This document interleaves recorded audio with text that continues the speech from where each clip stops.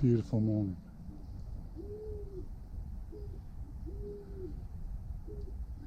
So Nigel over at Bushcraft Prepper, he set me a little task a few weeks back now. I know he's just trying to keep my morale up, keep me busy during these times of the plague. But anyway, I mean, he asked me, how do I navigate in the bush, in the jungle? And very astutely, he's recognised that there are challenges here that you don't necessarily get when you're doing your average hike out on a moor or through sporadic woodland, or where there are clearly marked trails, etc. At the moment, I'm following a trail. Actually, I've never been on this trail, so this is all new territory to me. So I thought this might be a good opportunity to sort of chat about those things. And the navigation is very important. I know it's like myself, for Mark over at Scouting Free there, it's a bit of a pet peeve. A lot of people get into very stressful situations unnecessarily, and perhaps even life-threatening, just because they're not keeping a basic awareness. But so I'm going to cover some of the sort of, very briefly touch on the basics, because there are so many good videos on YouTube that I'm just covering dead ground. It's easy to find something on that. So I'm just going to talk specifically about my environment, a couple of little tricks that I use, and I'm sure I didn't invent, and just the way that we sort of find our way through the dense brush when you're off the trail. On the trail it's simple, you follow it in, you follow it out. You shouldn't run into trouble if you don't deviate. So if you like the sound of that, stay tuned, here we go.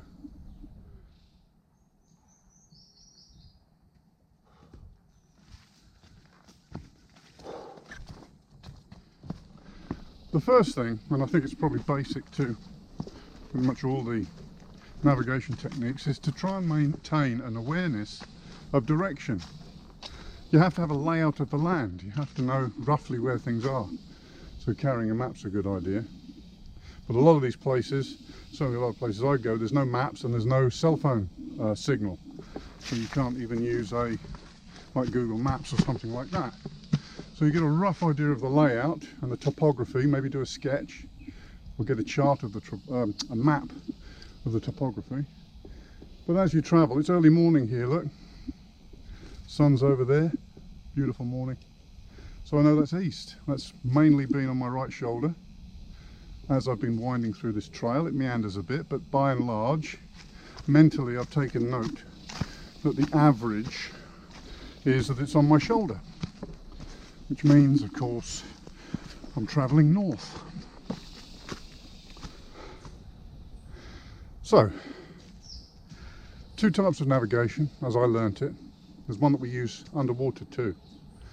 So, navigating by compass, again, plenty of material on that. But there is a slight modification with that. I'll show you that later with this. And also something called navigation by pilotage. So navigation by pilotage, we're looking north now. So say you could only see as far as the first object. I want to head north. First I'd head to the park bench, which is there. And then from the park bench I'd be able to see the tree. So I'd head from the park bench to the tree. And then from the tree I'd be able to see the next tree in the distance there. And then I would head to that and make a note of that in my trail log. And then when I want to come back, I just reverse it and look at the items on the log and go from the tree, back to this, back to the bench, and then back home on the reciprocal course.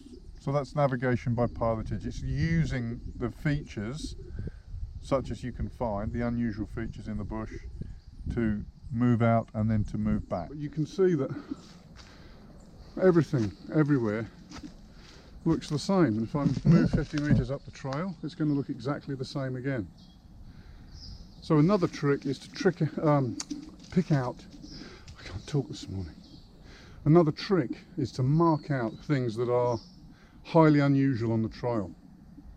Apart from keeping your bearings with the sun, which is in the east at the moment, or at least approximately. This tree seems quite special. It's an unusual colour, and it's right next to a skinny one, a little baby. That's something that I would use as a marker.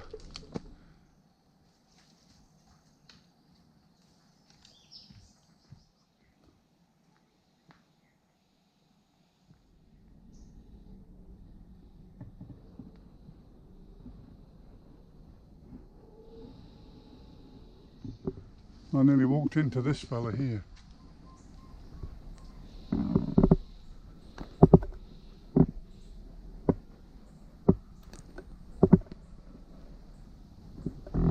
Looks like he's done well for breakfast, look. No wonder he's so big and fat.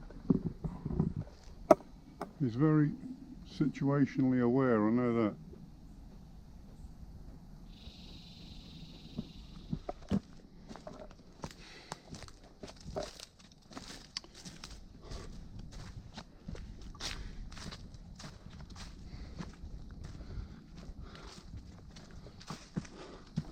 Speaking of breakfast, isn't it about time we had something to eat?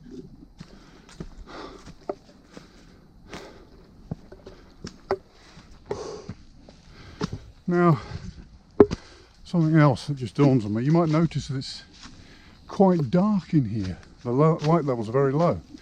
And this is nearly 3 hours after sunup here, 2-3 hours after sunup. So the other thing to bear in mind is that the light goes very much faster in the dense growth, which makes it more difficult. And if you're at all prudent, you shouldn't be moving at night. That's a recipe for getting lost or getting injured. So if you get caught out and you can no longer see your way through, it's best to stop and wait for light.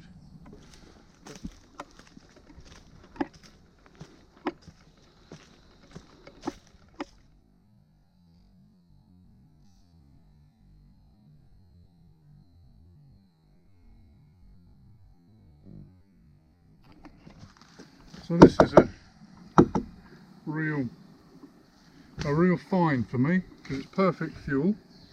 It looks like a hardwood tree. I'm not sure what it is. Could be teak or mahogany or iroko, one of those tropical hardwoods anyway. It's hard to tell, but it's been laying so long that the softwood has rotted out, look. So you know it's dry and nice, and it's hardwood fuel. And when it does this, you can harvest it with your hands in perfect sizes to go in. So that I might have to go and get something to lever it out with, but you get the idea. But perfect's going to burn nice.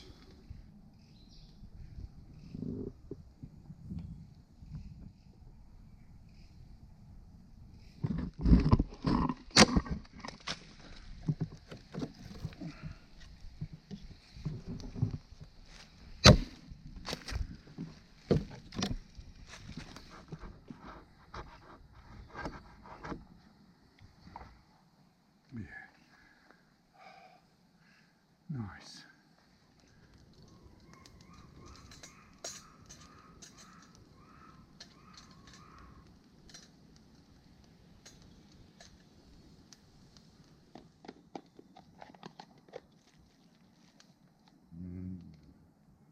Happy smile.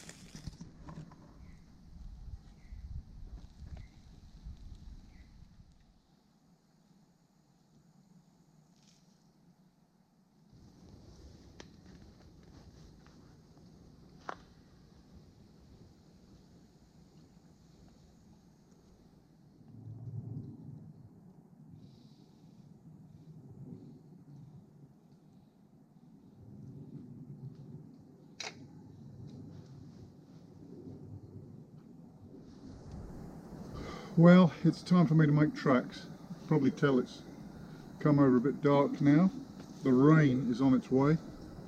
I think I'm going to hightail out of here rather than rig a shelter. Thanks for coming along. Another little micro adventure in the wilderness. It's always great fun for me. I hope it was great fun for you. I'll see you in the next one. Scout out. Okay, so getting the lay of the land. Here is a map, the best that I can get of the area. It's a 1 in 25,000. I can't get a more detailed map than that. This red line here is the road that's running alongside us here. You can see that telegraph pole there. You'll hear the traffic going by over there. So that's the road there. And over there is where the bush begins. So you just walk straight off of this field into the bush.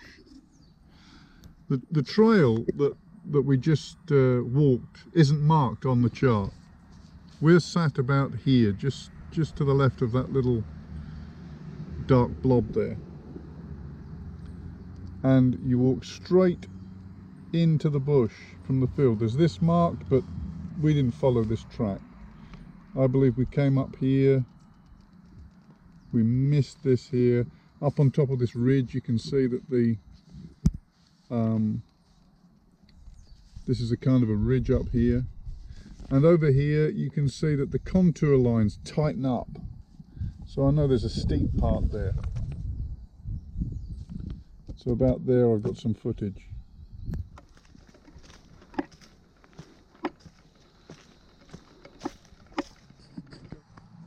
So this twig is 2 kilometers, represents 2 kilometers. That's where we started. That's our approximate course there.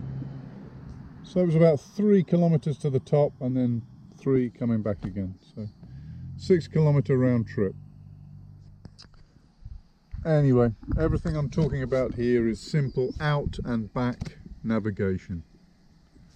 So hopefully somebody somewhere finds that useful. Navigation by pilotage, using markers, blazes to find your way out, and then reverse your track and return safely back to base.